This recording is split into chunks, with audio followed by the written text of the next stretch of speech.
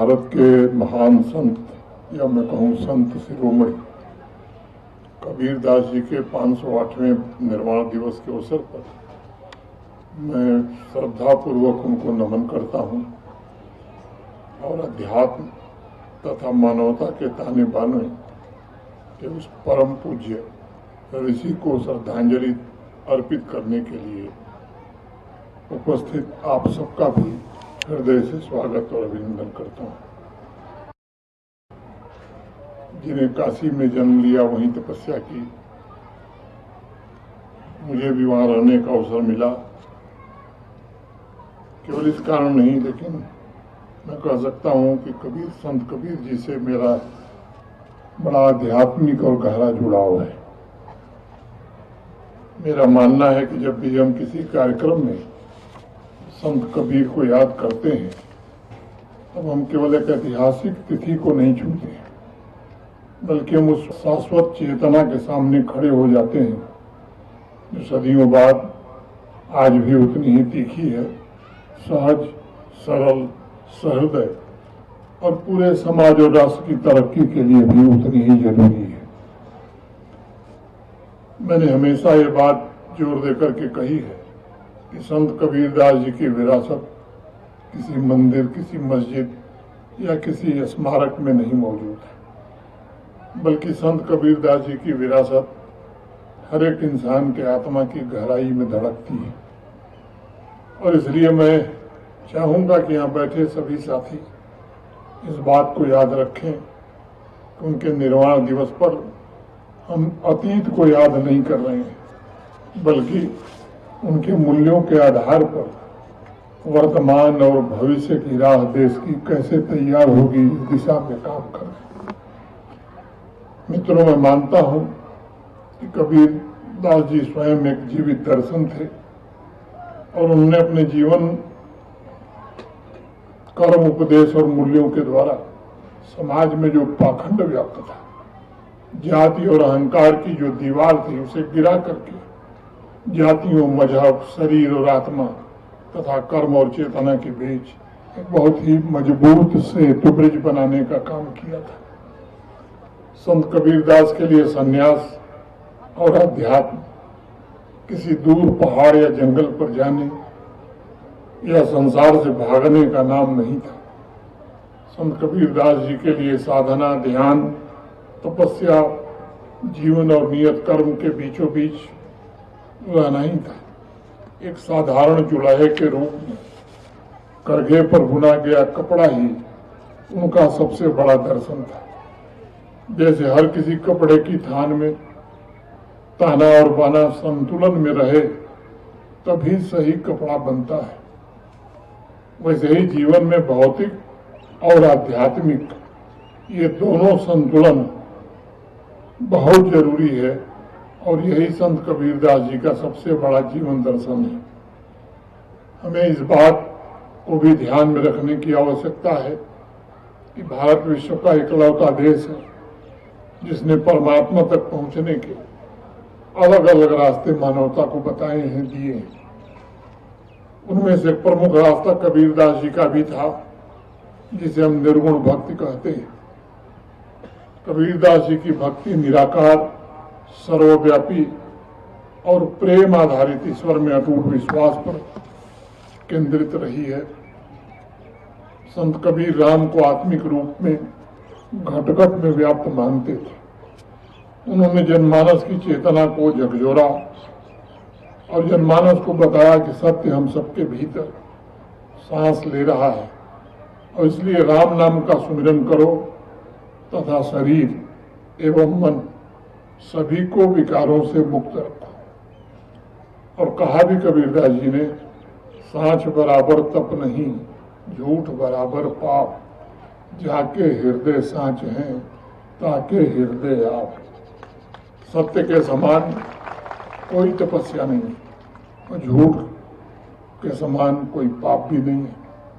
जिस मनुष्य के हृदय में सत्य का निवास है, उसके हृदय में साक्षात परमात्मा निवास करते हैं। कबीरदास जी ने अपने क्रांतिकारी साखी शब्द रमैनी के माध्यम से इंसान इंसान के बीच के भेद को समाप्त करने की बात कही, लोगों को अहंकार समाप्त कर समर्पण भाव से कार्य करने के लिए प्रेरित किया। कबीरदास जी ने कहा था कि मिट्टी के घड़े के भीतर भी हम पानी और बाहर भी पानी, ये दोनों होता है, लेकिन जैसे घड़ा टूटता है वैसे ही भेद मिट जाता है। और यही संबंध मनुष्य और ईश्वर में भी है। जल में कुंभ, कुंभ में जल है, बाहर भीतर पानी, फूटा कुंभ जल जल ही समाना, यह तो कथो ज्ञानी। ये ज्ञानी लोग ही कबीरदास जी जैसे समझ पाते हैं। कबीरदास जी ने अपनी रचनाओं को समाज में परिवर्तन के एक सशक्त हथियार के रूप में इस्तेमाल किया। लोगों को समझाया कि श्रेष्ठता जन्म से नहीं हासिल होती, बल्कि कर्म से हासिल होती है। मैं समझता हूं भक्ति काल में भारत के लिए यह दर्शन चेतना का परम विस्फोट था। कबीरदास जी ने बाहरी आडंबर पर भी बहुत प्रहार किया, लोभ और घृणा त्याग कर आम जनमानस को जागृत करने के लिए पूरे समाज को प्रेरित किया और अपनी रचनाओं में आम बोलचाल की भाषा का इस्तेमाल किया, जिसे आज सदुक्कड़ी की भाषा भी कहा जाता है। और उस शक्तिशाली माध्यम से उन्होंने समाज को जीने का एक नया ढंग भी दिया। अभी किसी ने कहा भी कि बुरा जो देखन मैं चला, बुरा न मिलियो कोई, जो दिल खोजा अपना मुझसे बुरा न कोई। जब हम दूसरे में दोष ढूंढना बंद कर खुद का निरीक्षण करते हैं, तब पता चलता है कि हमारी मानसिक अशांति का कारण बाहर नहीं, हमारे ही भीतर मौजूद है। संत कबीरदास जी जानते थे कि पूरी मानवता एक ही कपड़े की बुनी हुई है। अगर कपड़ा एक जगह फटता है तो जैसे कपड़ा कमजोर होता है वैसे समाज भी कमजोर होता है। और इसीलिए कबीरदास जी ने आत्मनिरीक्षण और दूसरों की आलोचना छोड़कर स्वयं को सुधारने पर सदैव बल दिया। मैं मानता हूं कि आज समाज जब अनेक विभाजनकारी तत्वों का सामना कर रहा है, ऐसे में कबीरदास जी की व्यवहारिक नीति, उनकी शिक्षा ही समाज को आगे का मार्ग दिखाने में समर्थ है। और तभी तो उन्होंने कहा कि कबीरा कुआं एक है, पानी भरे अनेक, बर्तन में ही भेद है, पानी सब में एक। बहुत साफ संदेश है, स्पष्ट है। किसी भी प्रकार का विभाजन जो है समाज में, यह आडंबर है, कृत्रिम है। प्रेम वास्तविक है। मैं आप सबसे कहना चाहूंगा, कबीरदास जी ने हमें एक मंत्र नहीं दिया, बल्कि हमको जीने के अनेक ढंग बताए हैं। मानवता की चादर उन्होंने बुनी और लोगों को बताया हर धागा जो हम तोड़ते हैं वो हमारे भीतर कुछ तोड़ जाता है, और हर धागा जो हम मजबूत करते हैं, जोड़ते हैं, वो पूरे समाज को जोड़ने में मदद करता है।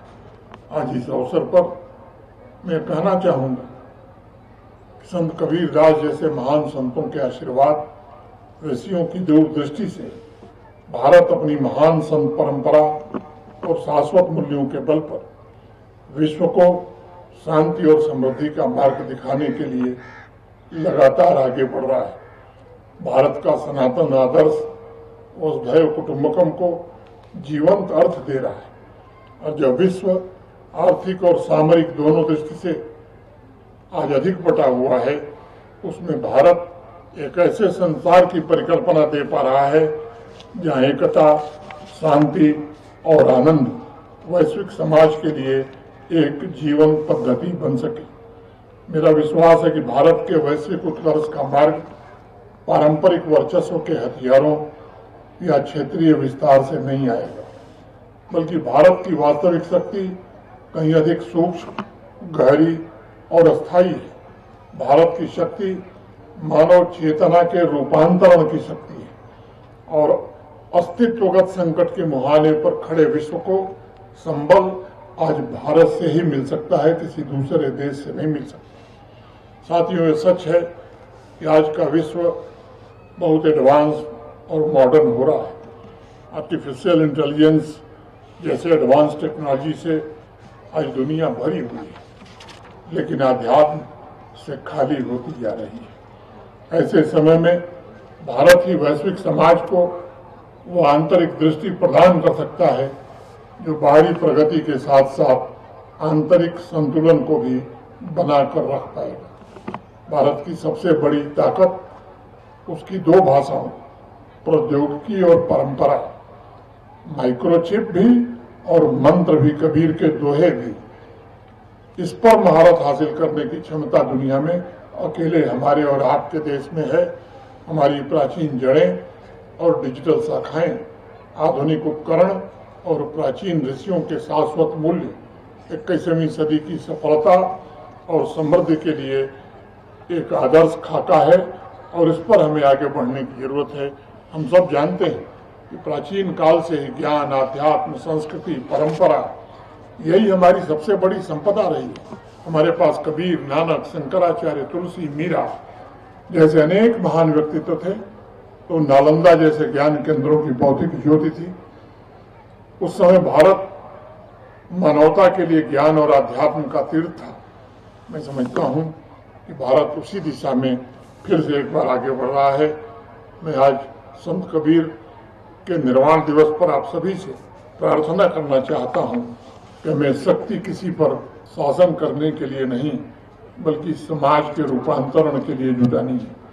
हमें समृद्ध भारत का एक ऐसा नक्शा तैयार करना है जो पूरी दुनिया का मार्गदर्शन करेगा और बताएगा कि मानव कल्याण पृथ्वी को नष्ट किए बिना भी संभव है। हम अपने आचरण से वैश्विक नैतिक संरक्षक की भूमिका निभा सकते हैं और मानवता की सामूहिक अंतरात्मा की आवाज को बढ़ावा दे सकते हैं। ये सच है कि कोई भी राष्ट्र यदि वह भीतर से बिखरा हो तो दुनिया का मार्गदर्शन नहीं कर सकेगा। इसलिए जातिगत भेद, आर्थिक असमानता भारत की उस आध्यात्मिक विरासत के विपरीत है जिस पर हम और आप सब गर्व करते हैं। ये हमारी सामूहिक जिम्मेदारी है कि सामूहिक ताकत से इस तरह के भेदभाव को जल्द से जल्द मिटाएं, समावेशन और संवैधानिक मूल्यों को अपनाकर वास्तविक सामंजस्य समाज में स्थापित करें। इस लक्ष्य में संत कबीर जी की परंपरा और उनका दर्शन सबसे अधिक प्रासंगिक है और समाज की अंतरात्मा को जागृत करने की सबसे ज्यादा ताकत उसी में है। और इसीलिए कबीरदास जी ने कहा, कथनी मीठी खाण सी करनी विस्की लोय, कथनी तज करनी करे विष से अमृत हो।